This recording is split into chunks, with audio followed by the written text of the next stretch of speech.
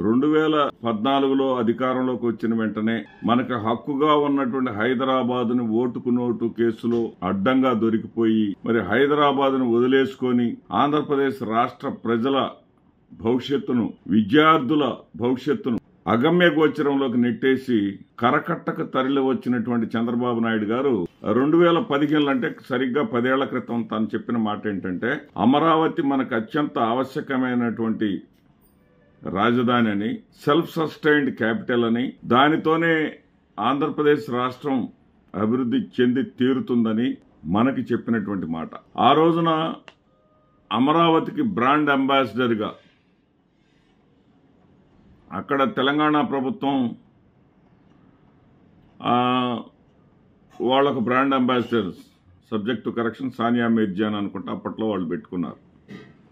సరే, అదే విధమైనటువంటి ప్రశ్నని చంద్రబాబు నాయుడు గారికి, అప్పటి ముఖ్యమంత్రి అయిన చంద్రబాబు నాయుడు గారికి, మరి అమరావతి నగరాన్ని నిర్మించాలనుకుంటున్నారు, ఇది ప్రజాస్వామ్య యుగంలో ఒక నగరాన్ని నిర్మించడం అంటే చిన్న అంశం కాదు, అది కేంద్ర ప్రభుత్వం తలుచుకుంటే మాత్రమే అయ్యేటటువంటి పని. సరే, మీరు నిర్మించాలనేటువంటి మీ విశ్వాసం, నమ్మకం ఆంధ్రప్రదేశ్ రాష్ట్ర ప్రజల కోసం, వాళ్ళ భవిష్యత్తు కోసం. సరే, దీనికి బ్రాండ్ అంబాసిడర్గా మీకు ఎవరిని ఎంచుకుంటున్నారని చెప్పేసి విలేకరులు అడిగినటువంటి ప్రశ్నకు ఆయన చెప్పిన సమాధానం ఏంటంటే, నన్ను మించిన బ్రాండ్ అంబాసిడర్ ఎవరు, నేను కాక మరొక బ్రాండ్ అంబాసిడర్ కావాలా? నన్ను చూసే పరిశ్రమలు తరలి వస్తాయి, నన్ను చూసే సంస్థలు తరలి వస్తాయి, నన్ను చూసే అమరావతి నగరం అభివృద్ధి చెందిపోతుంది అని చెప్పిన మాటలు అందరికీ ఇప్పటికీ గుర్తున్నాయి. అప్పటి కేంద్ర పట్టణ శాఖ మంత్రి అయినటువంటి ఇప్పటి మరి ఉపరాష్ట్రపతి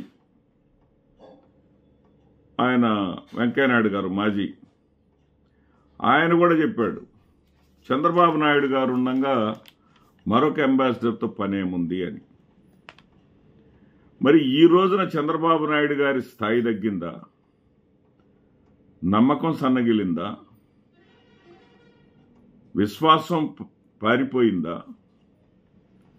ఈ రోజున అమరావతి అభివృద్ధి కోసం బ్రాండ్ అంబాసిడర్లు కావాలి అని మార్గదర్శకాలను నిర్దేశిస్తూ వార్తాపత్రికల్లో వార్తలు దర్శనమిచ్చాయి. అది కూడా ఒక్కొక్క బ్రాండ్ అంబాసిడర్కి 1 సంవత్సరమేనంట పదవీ కాలం. అవసరం అనుకుంటే గడువును పెంచుతారంట, అంటే అతని ప్రతిభా పాఠవాలు కానీ ఉంటే గడువును పెంచుతారంట. అంటే ఇక్కడ నాకు వచ్చినటువంటి సందేహం ఏంటంటే, ఒకప్పుడు చంద్రబాబు నాయుడు గారే బ్రాండ్ అంబాసిడర్ అని చెప్పారు కదా, అంతకు మించిన బ్రాండ్ అంబాసిడర్ మరొకరు అవసరం లేదు అని చెప్పారు కదా. ఆ చంద్రబాబు నాయుడు గారి యొక్క ప్రతిష్ట ఏమన్నా మసకబారిందా? చంద్రబాబు నాయుడు గారిని చూసి ఏ సంస్థలు రావడం లేదా? మరి ఇటీవల దావోస్ పర్యటనకు వెళ్ళినప్పుడు కూడా రిక్తహస్తాలతో చంద్రబాబు నాయుడు గారు, లోకేష్ గారు తిరిగి వచ్చింది మనం చూసాం. మరి ఈ అనుభవాలు ఏమన్నా వాళ్ళలో పాఠాన్ని నేర్పాయా? ఈ రోజున బ్రాండ్ అంబాసిడర్ లేనిదే అమరావతి అభివృద్ధి చెందదు అనేటటువంటి ఒక నిశ్చితాభిప్రాయానికి ముఖ్యమంత్రి చంద్రబాబు నాయుడు గారు వచ్చి ఈ రోజున పిలుపునిచ్చారా అనేది మనం అర్థం చేసుకోవాల్సినటువంటి పరిస్థితి.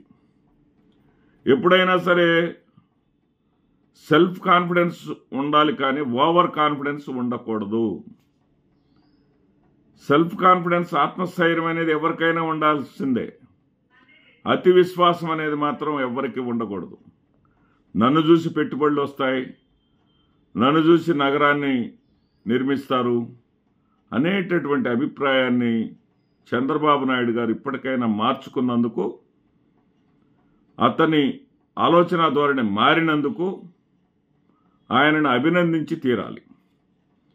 ఇక ఇప్పటికైనా సరే ఇక్కడ అంబాసిడర్లు చేయగలిగేది ఏంటి అనేది మనం ఒక్కసారిగానే ఆలోచిస్తే,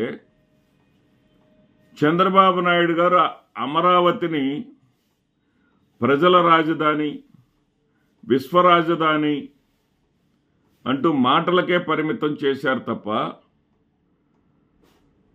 దాని శంకుస్థాపన పనుల్లో కానీ, దాని అభివృద్ధి భాగస్వామ్య పనుల్లో కానీ, చేతలలో సానుకూలత చూపలేదనేది కాదనలేని సత్యం. ఎందుకంటే కేంద్ర ప్రభుత్వానికి సంబంధించి అనేక సంస్థలు అమరావతి ప్రాంతంలో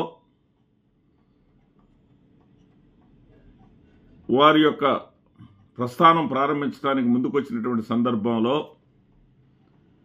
వారికి అందరాని రేటుని నిర్ణయించడం జరిగింది.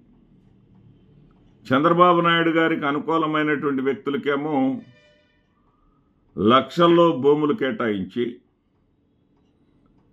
కేంద్ర ప్రభుత్వ సంస్థలు ముందుకు వస్తే వాళ్ళకి 4 కోట్ల రూపాయల రేటు విధించినటువంటి పరిస్థితి వల్ల వాళ్ళు ఎవరు ముందుకు రాకపోవటం జరిగింది. ఇది యథార్థం. అదేవిధంగా విప్రో సంస్థల అధినేత అజిమ్ ప్రేమ్జీని చంద్రబాబు నాయుడు గారు పిలిపించుకున్నారు. అమరావతిని ఐటీ హబ్గా మార్చాలని, మరి దానికోసం మీ సహాయ సహకారాలు కావాలని, విప్రో సంస్థను ఇక్కడ స్థాపించి తీరాలని చెప్పేసి ఆయన ముఖ్యమంత్రి గారు ఆఫర్ చేయటం జరిగింది. ఇది 2014-19 టెన్యూర్లో. అప్పుడు అజిమ్ ప్రేమ్జీ గారు అతను చాలా కష్టజీవి, కష్టపడి పైకి వచ్చినటువంటి వ్యక్తి, రూపాయి విలువ తెలిసినటువంటి వ్యక్తి. ఏదైనా సరే అతను టూర్లో ఉన్నప్పుడు కూడా హోటళ్లలో విలాసవంతమైనటువంటి జీవితం గడపకుండా తనకు సంబంధించినటువంటి సంస్థల్లో మాత్రమే ఆహారం తినేటటువంటి ఒక ఆదర్శ పారిశ్రామికవేత్త. ఆయన ఏం చెప్పాడంటే చంద్రబాబు నాయుడు గారికి, ఇవన్నీ విషయాలు బయటకు రానిరు వాళ్ళు.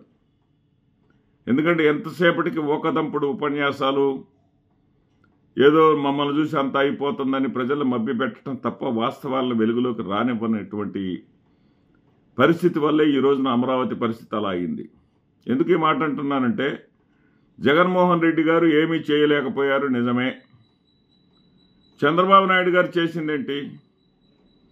ఆకాశ హార్మ్యాలని చెప్పేసి ఈనాడు, ఆంధ్రజ్యోతి పత్రికల్లో చూపించడం తప్ప వాస్తవాలు ఏమన్నా ఉన్నాయి అక్కడ? ఆకాశ హార్మ్యాలను తర్వాత వచ్చినటువంటి వైఎస్ఆర్సీపీ ప్రభుత్వం అటవీ ప్రాంతంగా ఎలా మార్చగలుగుతుంది? శ్మశానంగా ఎలాగ మార్చగలుగుతుంది? అది ఎంతవరకు సబబు? అంటే అక్కడ ఏమీ లేకుండా ఉన్నట్లుగా చూయించుకున్న దానికి ఈ రోజున ఫలితాన్ని అనుభవిస్తా ఉన్నారు.